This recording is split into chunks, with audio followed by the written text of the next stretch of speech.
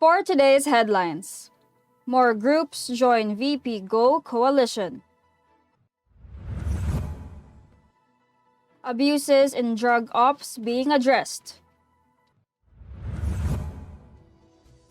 Vaccination of minors in Muntinlupa a breeze. Velasco backs alert level 2 downgrade. Booster shots by mid-November. Cebu has 82,000 new voters for 2022 elections. Isko nixes caroling ban in Manila. Public school teachers get assistance.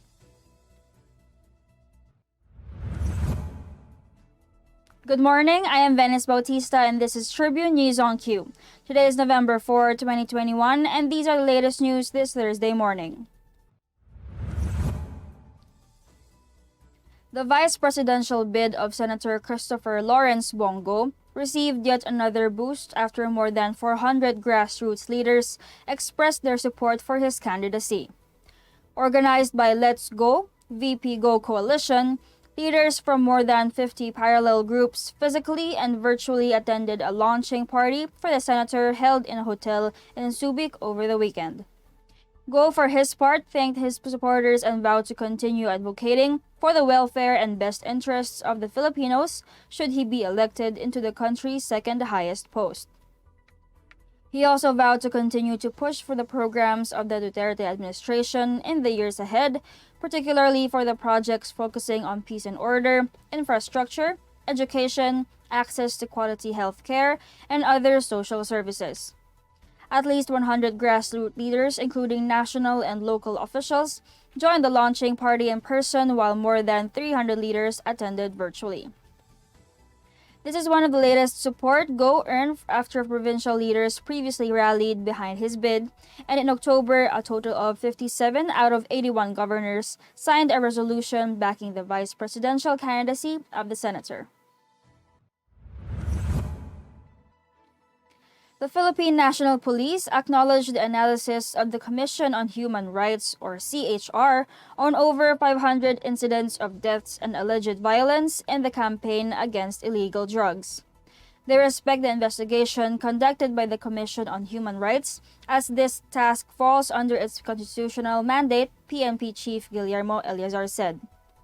But the main reason behind the investigation conducted by the CHR is the same reason why they coordinated with the Department of Justice for the review of the police operations relating to the campaign against illegal drugs, he added. Based on the CHR report, only 11 survived out of the 466 individuals who allegedly resisted arrest during police operations. The human rights body stressed that at least 87 victims had mostly multiple gunshot wounds on different parts of the body and that there were signs that blunt force was used on those who died in the operations. Muntinlupa's pediatric vaccination rollout has been smooth so far, according to Congressman Rufy Biazon in his interview over our morning show, Gising Na. Implementation ng vaccination dito sa Muntinlupa. Nung nag-open ng registration para sa ating mga bagong batch ng vaccination para sa mga kabataan, there were about 12,000 minors na nag-register nung nag-open. No? So makikita po natin na meron talagang malaking demand ng ang ating mga kabataan ay masama na sa maproteksyonan laban sa COVID-19. And ang local government ng Muntinlupa sa pamumuno ni Mayor Jimmy Presnedi has always been proactive pagdating dito sa COVID-19 management. So once na nagbigay na ng go signal yung government, nagsimula agad implementation ng vaccination dito sa Muntinlupa. They have enough vaccine supply but still hope that more will be delivered to increase their vaccination rate. Managed na vaccination program. Pero ang assessment ka kung kakayanin pa na mas maraming maibigay na vaccine, kaya pang ma-increase yung rate ng pagpapabakuna natin.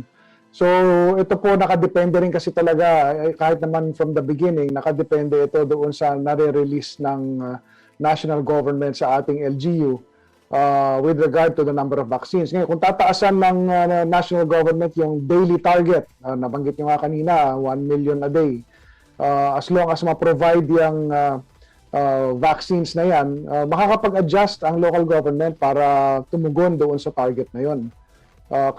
Sa mga nakadaang buwan na kasi na nag-i-implement ng vaccination, somehow nahasa na yung proseso. At masasabi natin na capable naman na abutin yung target. He added that there is a sense of urgency regarding the inoculation of minors since it's the shift towards the implementation of face-to-face classes. Tribune News on Q will be back after these short reminders. Botomoto Halalan 2022, the Daily Tribune special coverage.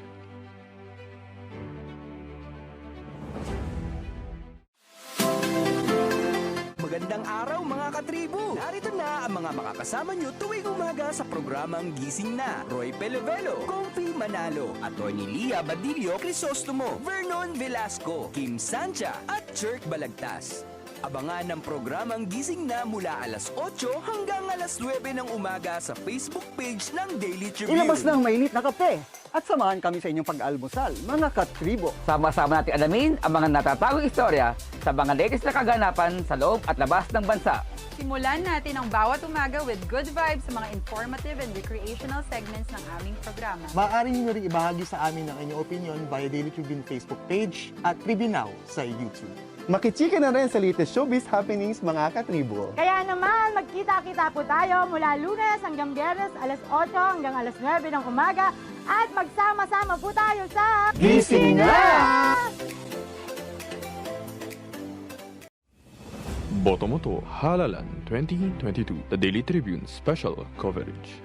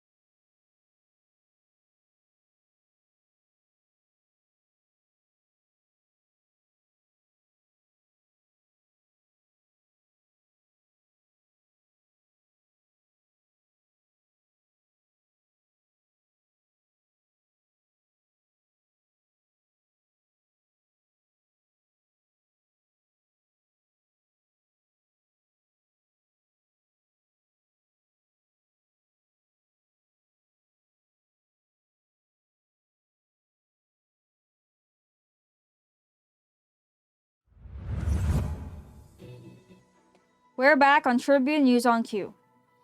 House Speaker Lord Alan Velasco on Wednesday welcomed the proposal to downgrade the COVID-19 alert level in the National Capital Region from November 15 amid the recent decline in new infections here. The Marinduque Solon believes that shifting to Alert Level 2 from the current Alert Level 3 would result in a broader reopening of the country's economy. Downgrading Metro Manila's lockdown restrictions to Alert Level 2 would mean that more businesses will resume operations and operate at increased capacity, thus allowing more Filipinos to regain their jobs and income, Velasco said. He said that since around 80% of NCR residents have been fully vaccinated and 96% have received their first dose, the government can confidently reopen as many businesses as possible and get our economy back on track. Lowering the alert level in NCR as soon as possible could jumpstart the economy with increased consumer spending, encouraging increase in production and economic activity, thereby bringing about employment opportunities. They can see this happening as the holiday season draws near, he pointed out. The House leader also called on the IATF to check the effectiveness of each COVID-19 vaccine brand as to advise the public if they need to get a booster shot or another round of vaccine.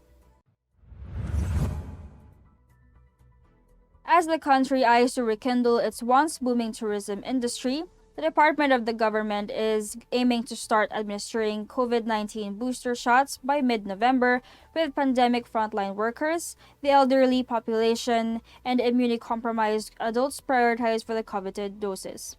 Vaccine SHAR Secretary Carlito Galvez Jr. reported to President Rodrigo Duterte on Tuesday night that the National Pandemic Task Force is planning to begin the distribution of booster shots this month.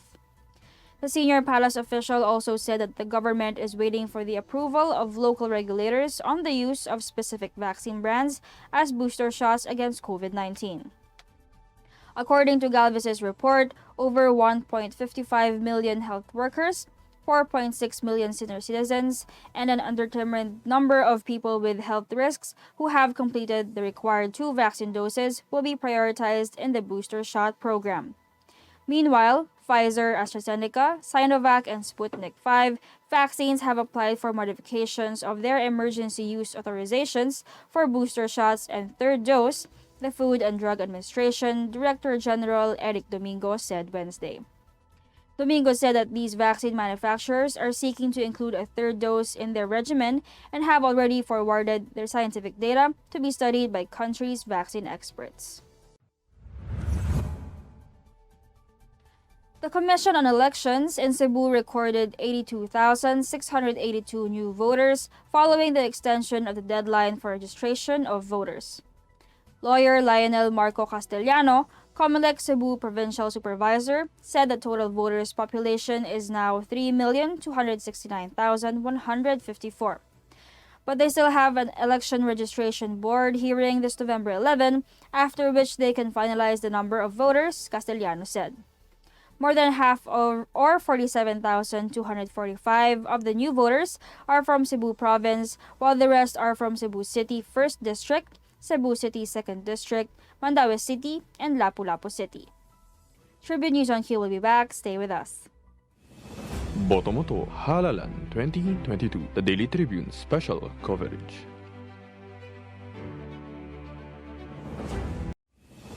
Botomoto Halalan 2022, the Daily Tribune special coverage.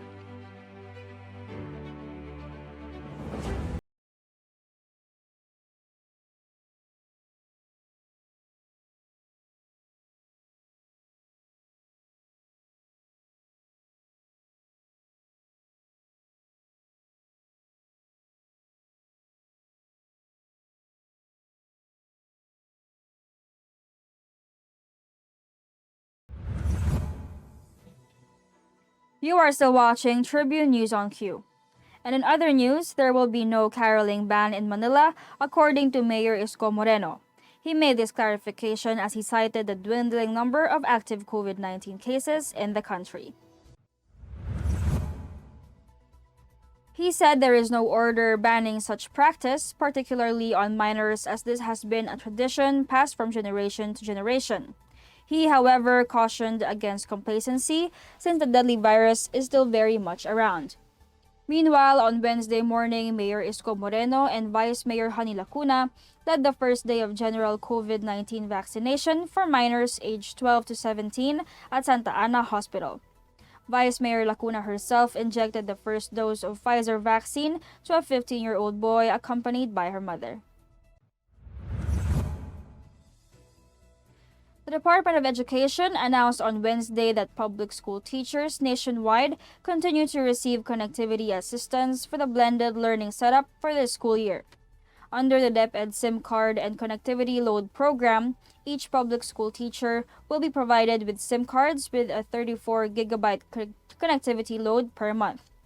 According to their analytics consumption tests, 1 gigabyte per day for 30 days is enough to access e-learning and whitelisted or zero-rated DepEd applications.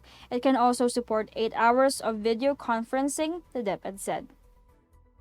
And that wraps up the stories this morning. Before we go, we would like to thank the SM Store, Mary Kay, Alada Center, Department of Tourism, MG Motors, Hina Motors, Security Bank, and Overseas Community Affairs Council member Alan Lin of Republic of China for their continued support. Again, this is Venice Bautista on Tribune News on Q, reminding you that we only have 51 days until Christmas. Stay safe, stay healthy, and stay at home. Good morning. Catch the latest news on our website, tribune.net.ph. Follow us on Facebook, Twitter, and Instagram. Subscribe to our YouTube channel, Tribune Now. Download the Daily Tribune app on Apple Store for iOS and Google Play for Android to get the latest and most comprehensive news online. Daily Tribune invites you to join its Viber community, Katribu, to get updates on the hottest news on politics, business, sports, lifestyle, and entertainment. Emoticons of the Tribune mascot Tercito are available on our community Viber.